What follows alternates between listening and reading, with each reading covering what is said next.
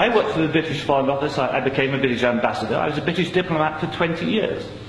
I was always very patriotic to be British. I was very, very proud.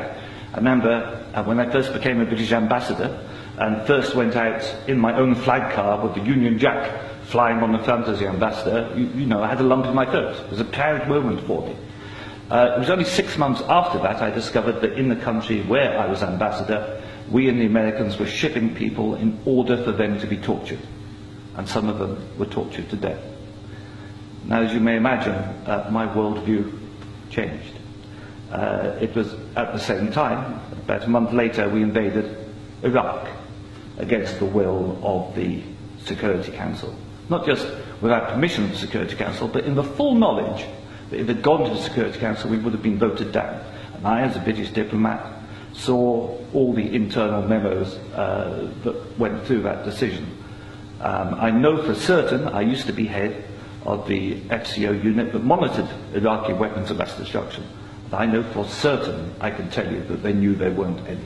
It wasn't a mistake, it was a lie.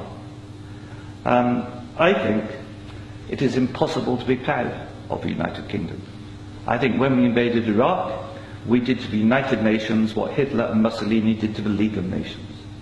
And I think what we've done since, where the truth is often much hidden, in the bombing. If you look at Libya, disaster now, we bombed it. We killed 15,000 people when NATO bombed Sirte, something they never told you on the BBC. And did we make it better? No. I saw in Uzbekistan, I saw the gas contract signed by Enron and a company called Unocal, which George Bush Sr.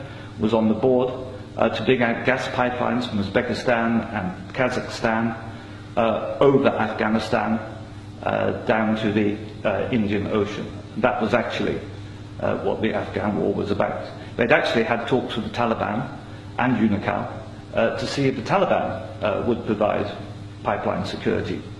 The person who held those talks was the consultant for Unocal, who was a certain Mr. Karzai, who, after being employed by George Bush Sr. as a consultant, went on to become president of Afghanistan. That was their plan B. The Taliban wouldn't do it, so they invaded. It usually, I've seen it on the inside, it's almost always about control of resources. It is every bit as corrupt as our first speaker. I'm sorry, I'm also terrible with names. Integrated. You are absolutely right, Andrew. And I can tell you it's not an academic construct. The system stinks. Westminster stinks. The British government is deeply, deeply immoral. They don't care how many people they kill abroad if it advances them. And anybody who votes no is voting to support a psychologically flawed, a pathological state, which is a danger in the world, a rogue state, a state prepared to go to war to make a few people wealthy. That's why I say it's not possible to be a decent person and vote no, and we shouldn't be ashamed to say that.